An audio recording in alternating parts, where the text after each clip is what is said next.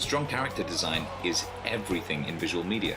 It doesn't matter if you're the creator of the most well-written character in history, if their visual design is so bland that an audience doesn't want to invest in learning about them.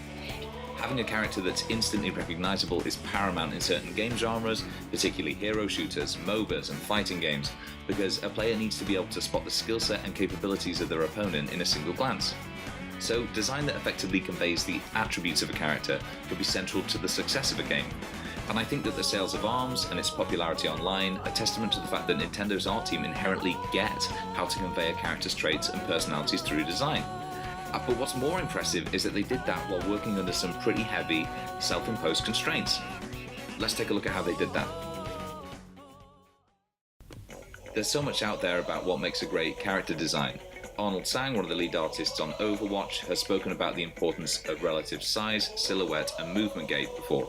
Super Eyepatch Wolf has a great look at how individual elements of a design can add up to way more than the sum of their parts. And Disney occasionally posts comparisons of early character designs and final versions that have changed to fit the needs of the story. Perhaps the single most famous piece of advice for character design comes from Matt Groening, whose foremost concern when creating a character is that they be recognizable in silhouette, which has undoubtedly contributed to the longevity of The Simpsons.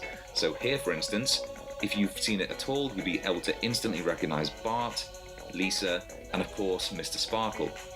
Even before any fine detail is added, a character's silhouette can tell you everything you need to know, particularly when it comes to fighting games, in which traits are exaggerated to aid identification of a character type.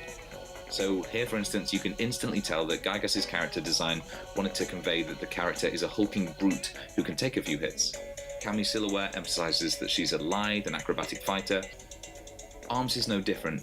You only have to glance at the silhouettes of Master Mummy and Mechanica to grasp that they can probably take some hits without flinching, or Ninjaras to understand that he's a fighter whose skills lie in misdirection and agility.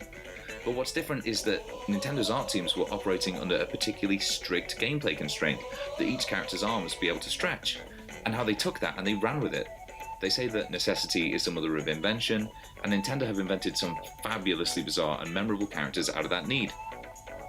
Working from a design spec that said, arms must stretch, Nintendo came up with man with spring arms, pop star with ribbon arms, ninja with chain arms, mummy with bandage arms, chef with noodle arms, inventor with robot arms, the reason to buy the game, these streamer with snake arms, and flubber.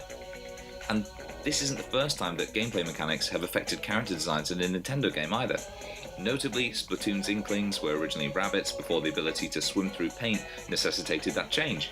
And if you listen to game devs, particularly those who develop fighting games, you'll know that that's the norm. They'll say, we need a rushdown character, or we need a fighter specializing in area denial, and the character then is born out of that need. I think the difference here, that which makes ARMS so special in this respect, is that Nintendo's relentless drive to push the envelope of genre created a new type of fighting game, one that then imposed constraints on their artists and designers. And they absolutely nailed it anyway. ARMS is a masterclass in how to marry gameplay necessities with appealing character design.